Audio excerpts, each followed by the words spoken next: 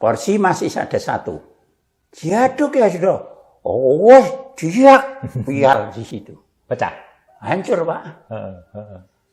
Diar ke sana. Orang melihat seperti nonton ketoprak. Saking banyaknya. Ilu, banyak apa? Menggugah desa Gombyong itu berapa satu RT lebih. Ayo keluar. Dan setelah itu terus saya kunci dengan tanah istilahnya. Jadi warahane masih ingat ya. Namanya apa? Ayo. Opo mbuh lali aku. Tendut. Tendut. Saya wis lali. Tendut. Dari gue kunci. Terus saya iki lepas kabeh. Mulai napasku tak goambekan, Pak. Jadi selama bertanding itu napas saya.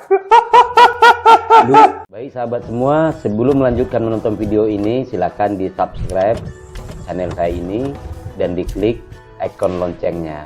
Terima kasih. Baik sahabat semua, ketemu lagi dengan saya di sini.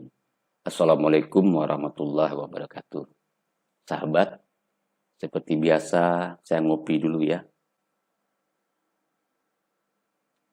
Ini kopi Bogor. Bismillahirrahmanirrahim.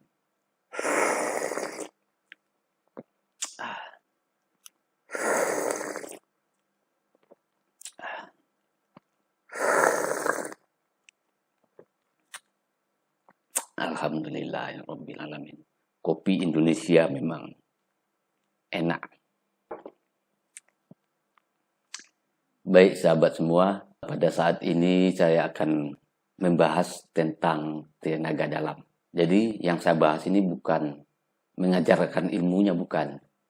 Yang saya bahas ini, yang saya ceritakan ini adalah kisah nyata dari tenaga dalam. Tentu kita paham, Khasanah Nusantara ini justru banyak orang-orang kita juga akhirnya tenaga dalam ini tidak dipercaya. Ya, semua boleh-boleh saja. Apalagi yang baru belajar hipnosis, itu semua orang yang belajar hipnosis, semua orang ketika dia pertama belajar dan akhirnya bisa hipnotis, dia akan begitu.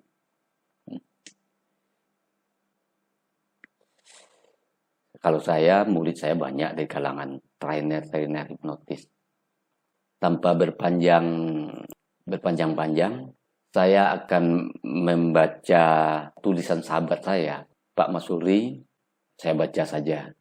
Yang kebetulan tulisannya itu berjudul Metafisika Real atau Hoax. Tulisan kedua dari 2 seri. Habis. Oke, saya perbesar dulu.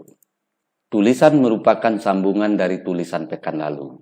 Setelah dia bisa bicara, dia mengaku pernah disuruh seseorang menanam suatu. Oh ya, ini kan sambungannya, kita tidak perlu masuk ke topik ini. Ada topik selanjutnya sapih. Jadi juga kita tidak perlu, karena yang kita bahas sekarang soal tenaga dalam. Nah kebetulan tenaga dalam, dia ceritakan soal tenaga dalam 2 tentang kisah saya. Tapi dalam kisah nyata saya ini, kebetulan yang diceritakan adalah ketika saya mengobati penyakit aneh. Dan ini juga tidak perlu saya bacakan. Atau saya bacakan aja ya. Baik.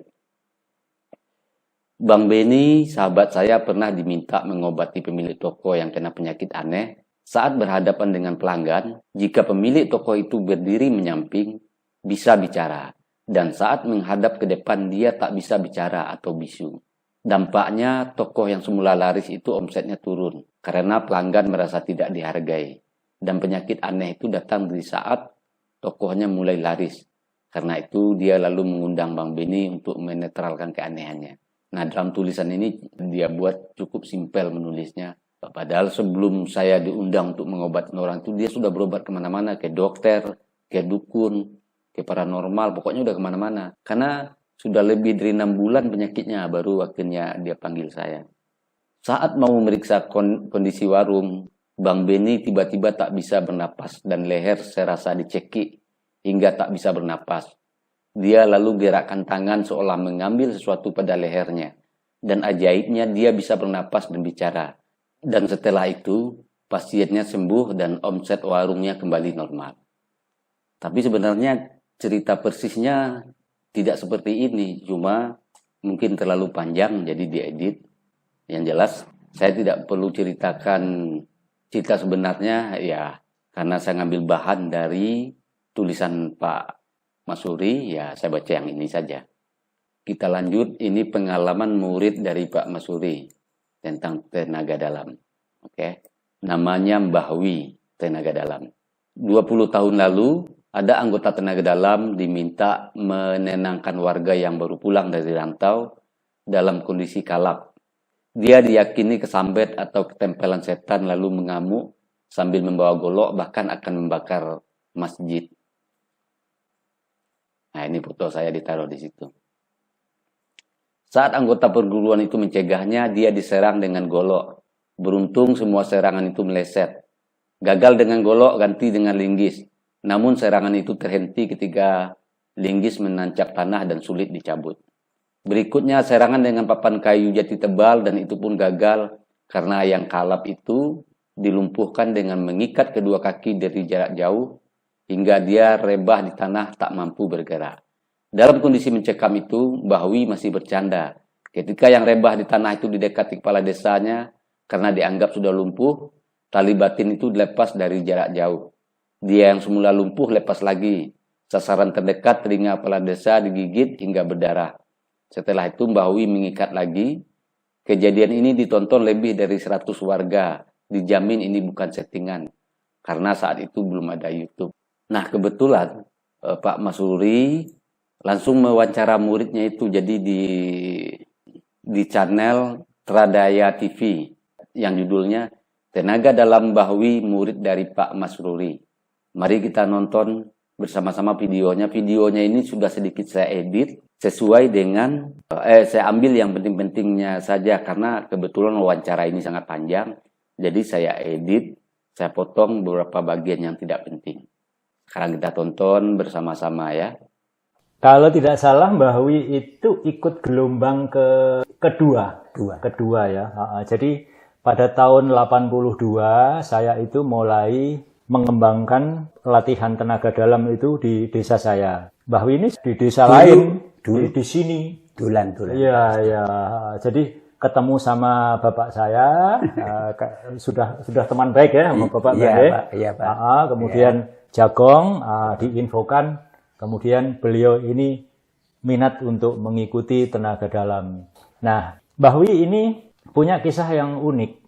Suatu saat di desa ini, di desa Sentul, desa Sentul, ya. Dukuh Gombyong, Pak. Dukuh Gombyong itu Simbah ini dimintai penduduk untuk mengamankan salah satu warga desa ini yang pulang dari perantauan. Kena musibah. Coba Mbah, kisahkan sejak awal Mbah. Ya. Santai mawon. Ya, pertama namanya itu Pak Salim. Masih muda tidak Pak loh, Pak. Oh, masih muda ya. Belum punya istri ya. Yeah. Namanya Salim, anaknya Pak Mudin Rasman. Pada waktu tahun 82 dia pergi ke Sumatera mencari uang. Yeah. Setelah di sana itu dia nama Salim tadi itu kurang lebih 5 bulan Pak di Sumatera. Yeah. Di kebun kopi. Yeah. Tapi saya tidak tahu yang punya kebun kopi itu siapa, saya tidak tahu. Setelah 5 bulan terakhir dia pulang ke rumah, yaitu rumahnya Sentul Dukuh Gombyong. Ya, Pak Rasman itu namanya juga perangkat desa, yaitu penghulu. Mudin ini penghulu. Oh, penghulu. Iya, Mudin Pak. Pokoknya Mudin. Iya, Mudin. Kenalnya ya, Mudin. Gitu. Kenal saya itu Mudin. Yeah.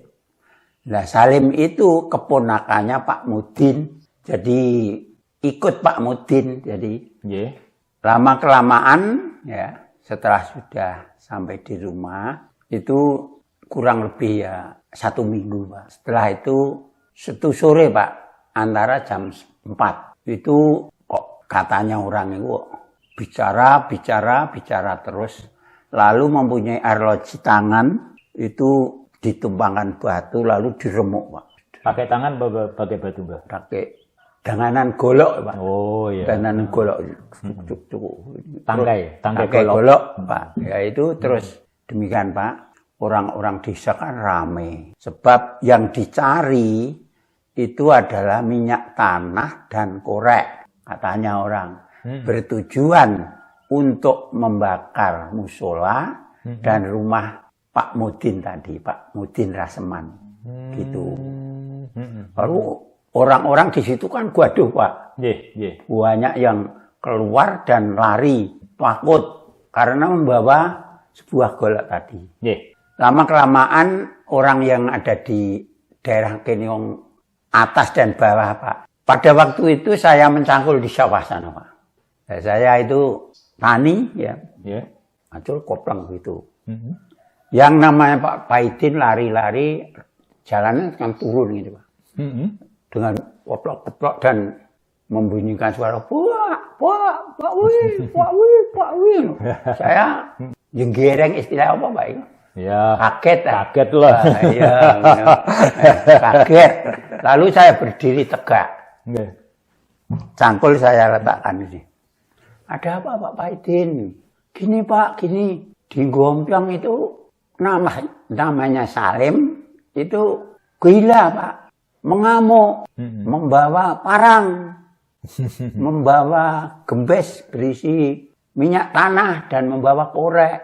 Gembes itu? Gembes jerigen. Oh iya. Ya, mulai dibantu, Pak. Enggak apa-apa. Jerigen. Setelah itu saya bilang gini, aku mandi dulu. Sebab badanku yo kotor gini. Nanti gimana? Terus saya pakai kaos belong, Pak. Yang bersih saya letakkan di balik gubuk tadi. Kalau salin atau pendek. Celana pendek. Setelah itu cangkul saya tinggal di sawah. Lalu saya berjalan. Belum ada mobil sepeda yang banyak seperti sekarang. Jadi saya jalan.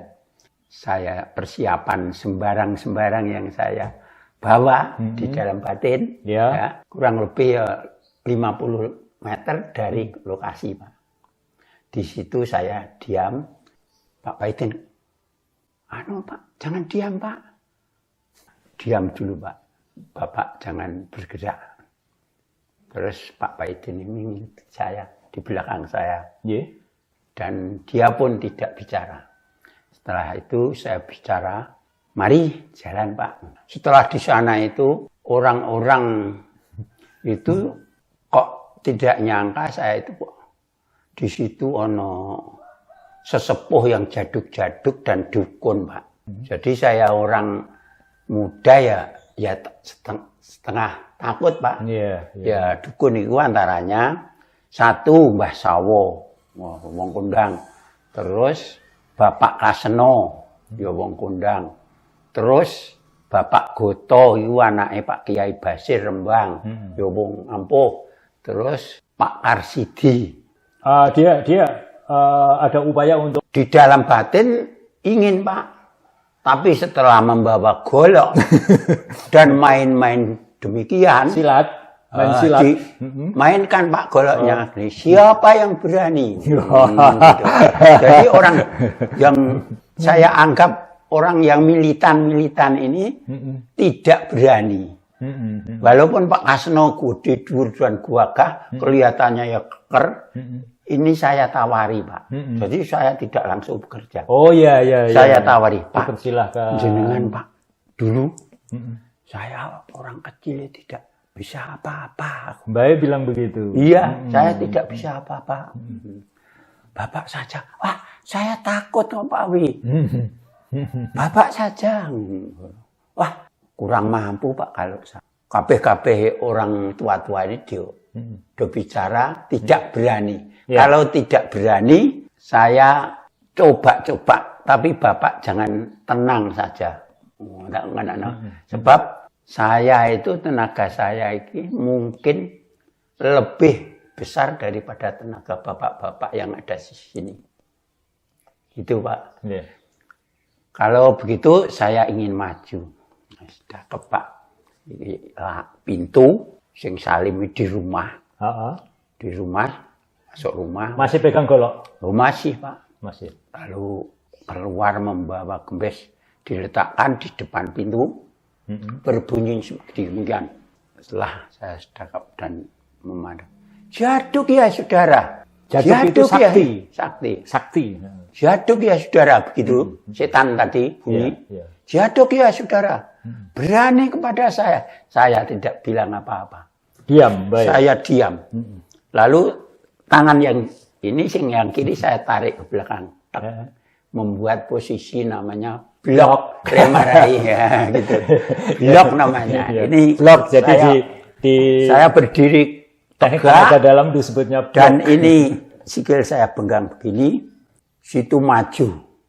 Saudara, jaduk ya. Ini diterima. Golok, Pak. Golok.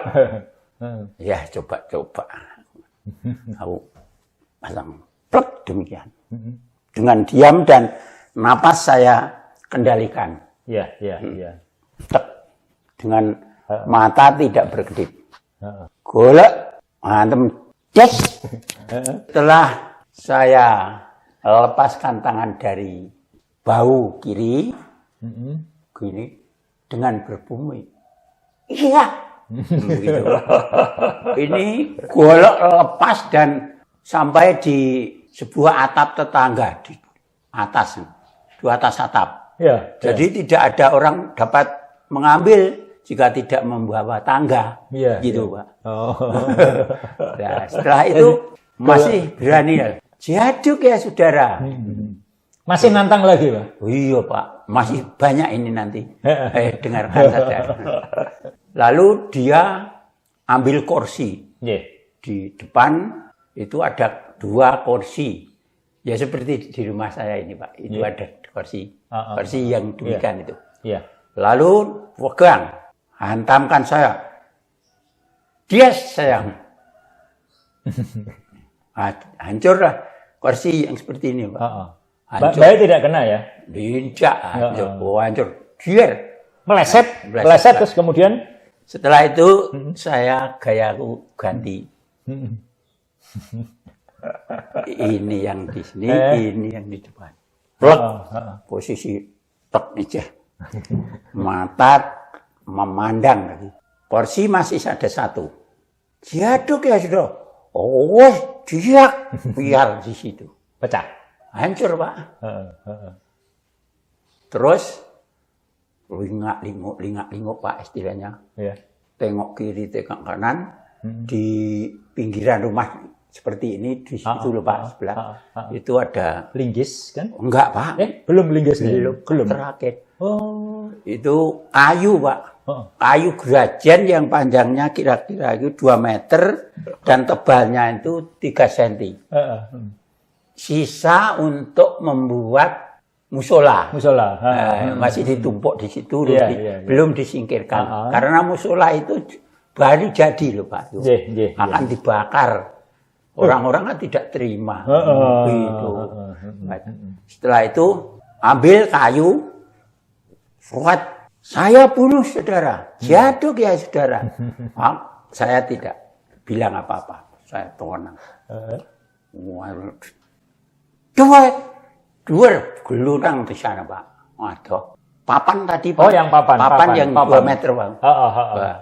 Dia ke sana. Orang melihat seperti nonton ketoprak. Saking banyaknya. Banyak Pak. Menggugah di Sanggombyong itu berapa 1 RT lebih.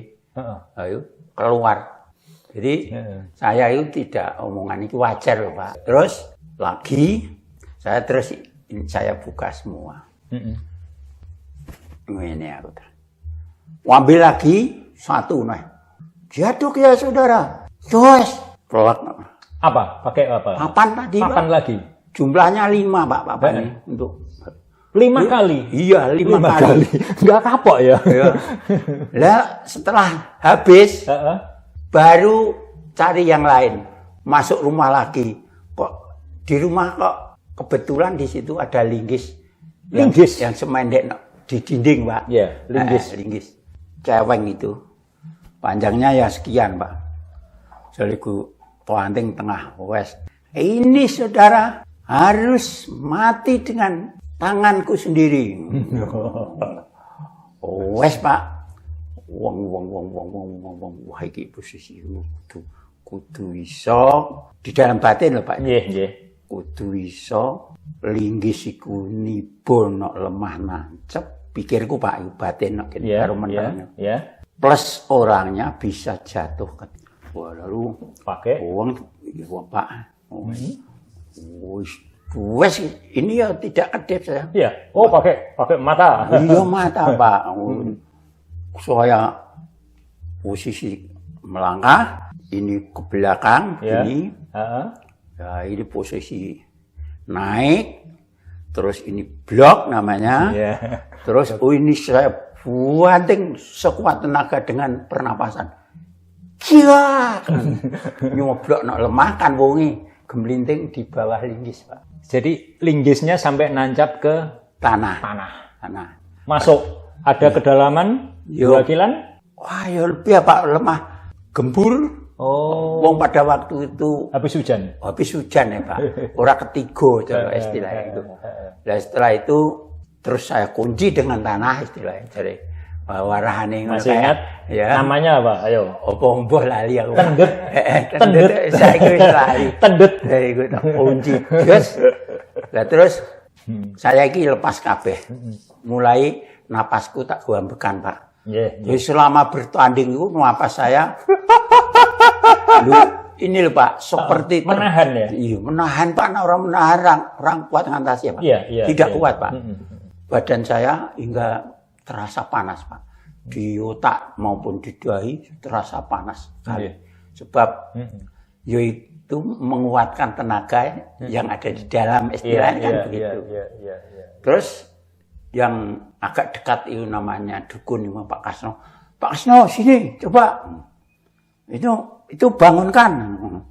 Pak Kasno batang wong gua Pak. Begini. Dia mau diangkat. Tidak kuat, Pak. Tidak kuat. Kuat. Kenapa enggak kuat? Kunci. Oh. Tidak kuat.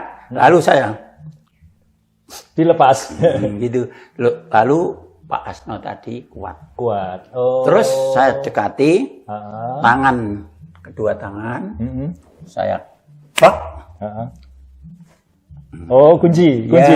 Terus kaki diikat. Wong setengah sadar itu. Kaki begini. Ada teknik ini ada. Saya kunci. Ya. Gini. Lalu di bopong Bapak Kasno tadi diletakkan di balai-balai kecil di kelampian gitu. Itu setengah sadar. Terus ceritanya tentang itu ya.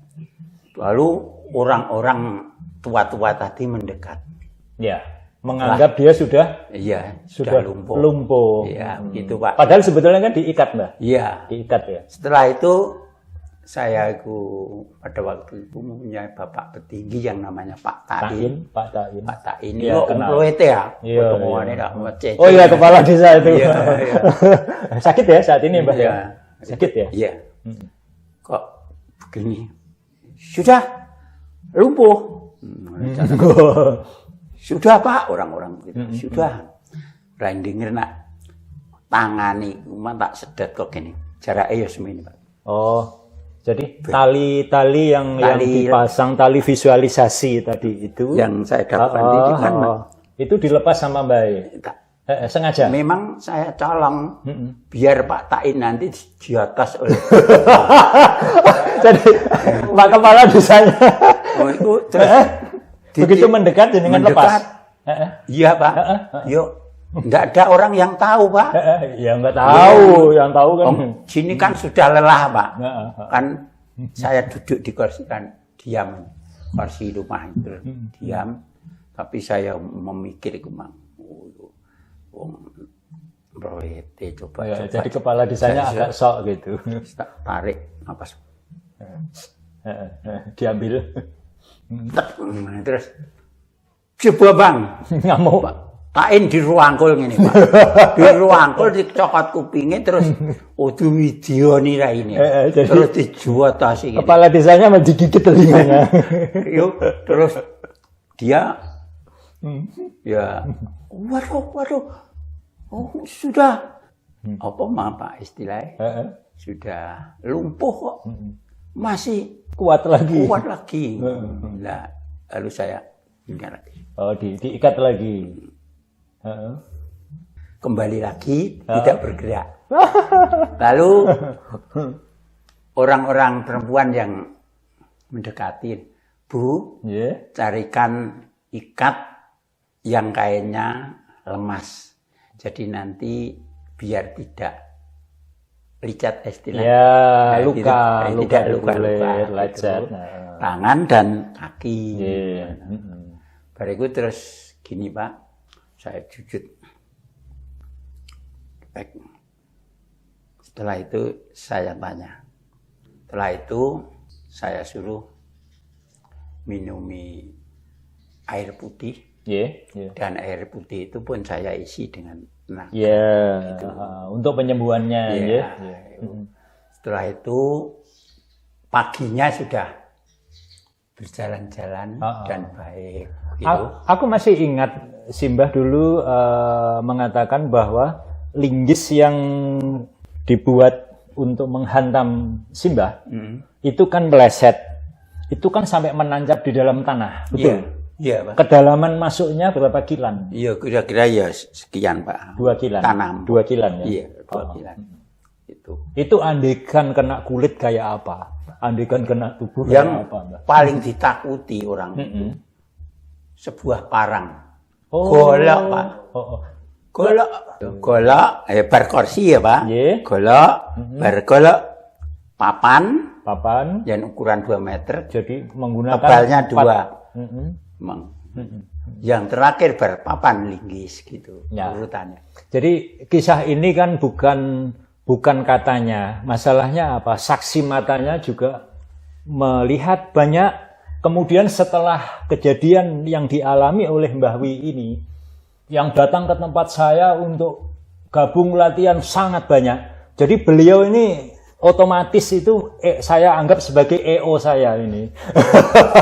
Jadi dulu tanpa ada iklan. Iklan adalah ya kejadian-kejadian nyata yang dialami Mbah Wi ini gitu. Iya, Pak. Jadi itu nyata, Pak. Gitu. Jadi ketika saya membawa kelompok latihan tenaga dalam di wilayah saya itu di Kecamatan Seluak, Mbak ya. Anggota yang gabung itu bukan yang akibat membaca iklan atau apa. Zaman itu belum ada apa-apa. Belum ada sarana iklan. Kejadian-kejadian yang nyata. Jadi sebelum Mbah Wi ini juga sebetulnya ada kejadian yang itu terjadi di wilayah Ngablak. Jadi begini, ada gelandangan. Saya punya siswa malah itu yang gelombang awal, Mbak, gelombang kedua ya. Jadi yang gelombang awal itu namanya Mas Sugeng. Mas Sugeng itu pada saat pagi dia itu menunggu penumpang naik, Mbah. Sambil menunggu itu. Pas begitu sudah mau penuh, tiba-tiba ada gelandangan itu naik ke atas. Naik ke atas. Ini naik ke mobil. Zaman dulu kol, Pak. Iya, yang belakang itu, Mbak ya. Belum ada station. Jadi ketika dia naik, ada gelandangan naik itu kan kumuh kan. Nah, penumpang yang lain kan nggak mau. Iya, turun semua. Kan dia kehilangan gitu lah. Kemudian Mas Sugeng, wah, ini penumpang saya. Langsung dipegang. Ditarik ke bawah. Pas sampai di bawah ngamuk begitu. Jadi awal kali Mas Sugeng itu dipukul awal kali kena. Ya, kena. Tapi masih nggak telak ya. Cuma iya nyerempet begitu. Terus yang dia agak kok masih kena ya sedikit dia dia langsung pakai ini tekniknya itu kayak Mbak tadi sama blok istilahnya. Begitu ini diginikan kan itu langsung dia hentak kaki dihentak sambil begini itu jatuh. Jadi setiap mau bangun gitu hentak begini sampai lelah gitu. Sejak itulah ya mungkin Sentul itu tahunya juga akibat kejadian yang di Ngablak itu mungkin. Terus kemudian pada tahu itu gelombang kedua, gelombang ketiga itu yang ikut banyak sekali sampai kita menolak ya. Jangan dibatasi untuk latihan maksimal 20 gitu. Jadi demikian sahabat, pengalaman nyata dari Mbah Wi ini muridnya Pak Ahmad Masuri. Jadi demikian sahabat, ini pengalaman nyata dari muridnya Pak Ahmad Masuri yang bernama Mbah Wi. Dan kedua adalah pengalaman muridnya juga, seorang supir yang tadi diceritakan. Efeknya ketika itu akhirnya banyak berbondong-bondong orang belajar tenaga dalam. Jadi sahabat, ya saya hanya menceritakan kembali, mengangkat ini. Terserah sahabat, ada yang tidak percaya ya bebas-bebas saja. Karena kita bebas kok berpendapat, beragama pun bebas. Ada orang yang percaya agama ini, agama itu. Ada yang percaya, ya bebas saja. Tapi sebagai anak bangsa, saya bicara mari kita hargai khasanah asli Nusantara kita. Tenaga dalam adalah khasanah asli Nusantara Indonesia ini. Oke sahabat, terima kasih telah menonton. Semoga ada hikmahnya, ada pembelajarannya. Bagi para pembelajar, pelajarin saja. Jadi bagi para penuntut ilmu, pelajarin saja ilmu apapun. Karena kelak ilmu itu akan berguna. Walaupun ilmu remeh, pokoknya hal apapun pengetahuan, pelajari. Dengan semakin banyak kita mempelajari pengetahuan, maka semakin banyak kita tahu. Itu sebabnya orang semakin banyak tahu, dia terbuka hatinya, wah ternyata memang saya banyak yang belum saya tahu. Karena setiap kita tahu hal baru, akhirnya kita tahu bahwa selama ini saya pikir saya sudah mengetahui semuanya. Selama ini saya sudah menganggap saya yang benar tentang hal ini, tentang hal ini, tentang hal ini. Ternyata ada kebenaran yang lain tentang hal ini. Oke sahabat ya, terima kasih telah menonton. Salam hormat. Assalamualaikum warahmatullahi wabarakatuh.